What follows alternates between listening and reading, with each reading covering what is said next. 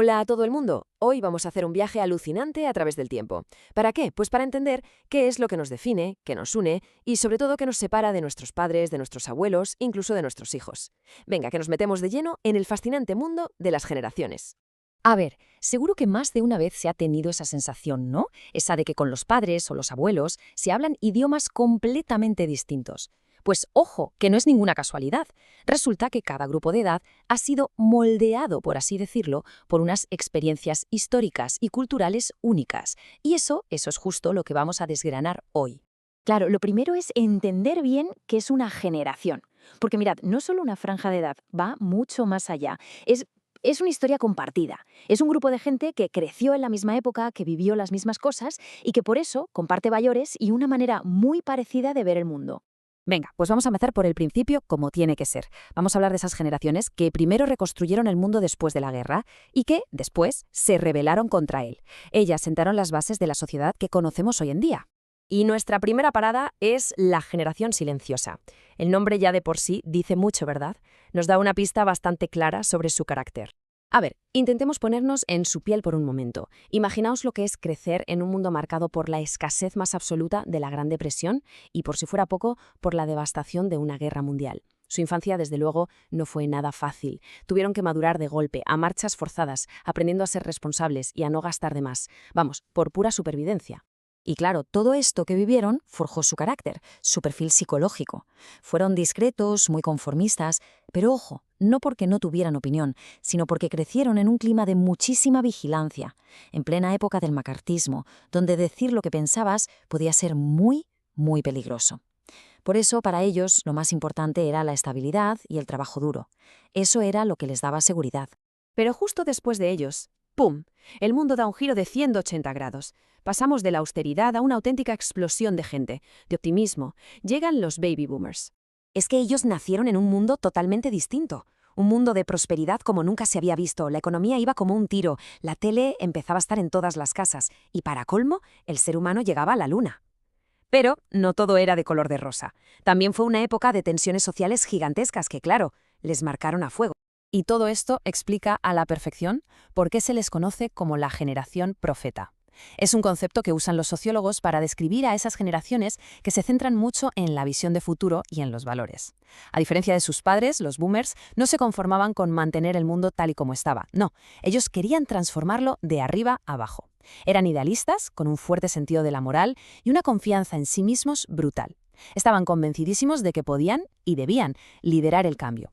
Bueno, y ahora llegamos a una generación que a menudo se pasa un poco por alto, se queda ahí en medio, pero que es absolutamente crucial para entender el salto al mundo digital.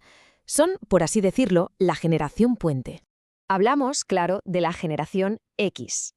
Es que hasta el nombre suena enigmático, ¿verdad? Casi como un código secreto. Y en cierto modo, su papel fue exactamente ese, un papel clave, un poco entre bambalinas. Ellos crecieron en una época complicada, con mucha incertidumbre económica y con la familia cambiando por completo.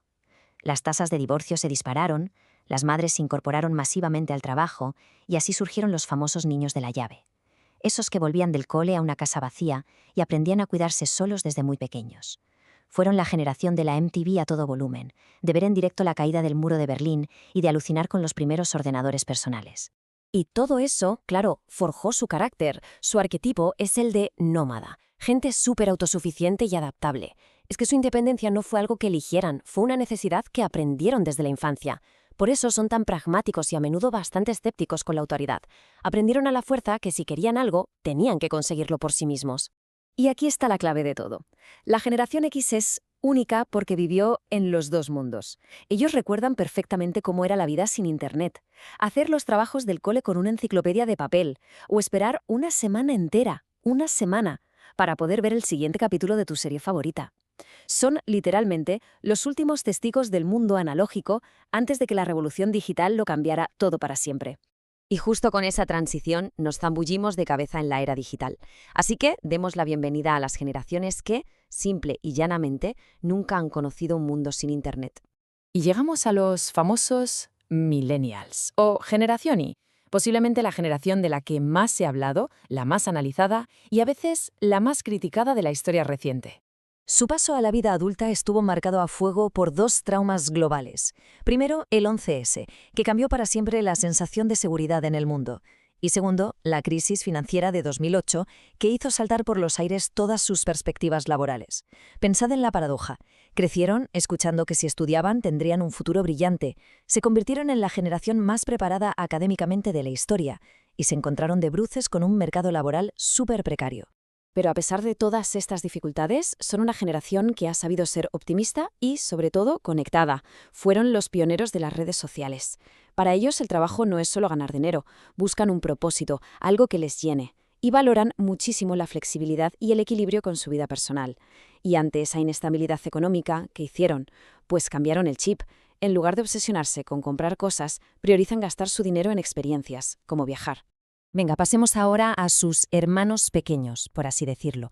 Los primeros nativos digitales de verdad, los que prácticamente nacieron con un smartphone debajo del brazo. Hablemos de la generación Z. Para esta gente, un mundo sin wifi es algo que ni siquiera pueden imaginar. Su vida social, cómo aprenden, cómo se divierten, todo, absolutamente todo, pasa por plataformas como TikTok o Instagram. Además, han crecido en un momento de muchísima conciencia sobre problemas globales como el cambio climático o la justicia social. Y por si fuera poco, la pandemia les pilló de lleno en sus años de formación, redefiniendo por completo esa etapa. Se comunican de una forma totalmente nueva. Son nativos en el lenguaje de los memes y los emojis. Son muy pragmáticos, muy ingeniosos. Y si hay algo que valoran por encima de todo es la autenticidad, que las cosas sean reales. Tienen una conciencia social muy fuerte y no dudan en exigir a las marcas, a las empresas y a las instituciones que se mojen y reflejen sus valores de diversidad e inclusión. Pero ojo, que el viaje no acaba aquí, ni mucho menos. La historia se sigue escribiendo cada día y ya queremos entre nosotros a las generaciones que van a definir lo que queda del siglo XXI. Los primeros son la generación alfa, los hijos de los millennials. Ya están aquí y para ellos la inteligencia artificial no es nada de ciencia ficción, es un compañero de juegos, un asistente para aprender. Y después de ellos vendrá la generación beta, que nacerá en un mundo donde la línea entre lo físico y lo digital estará, totalmente borrada. Se fusionarán de formas que ahora mismo apenas podemos imaginar. Y eso va a transformar de raíz la educación, el trabajo, todo. Y todo esto, claro, nos deja con una pregunta final que es fascinante. Hemos visto que cada generación ha sido moldeada por algo, una guerra, una crisis económica, una revolución tecnológica. Así que, mientras miramos hacia el futuro, la pregunta es inevitable. ¿Cuál será el próximo gran evento histórico? El que está ahí, a la vuelta de la esquina, esperando para moldear a la siguiente generación. Porque una cosa está clara, la historia continúa.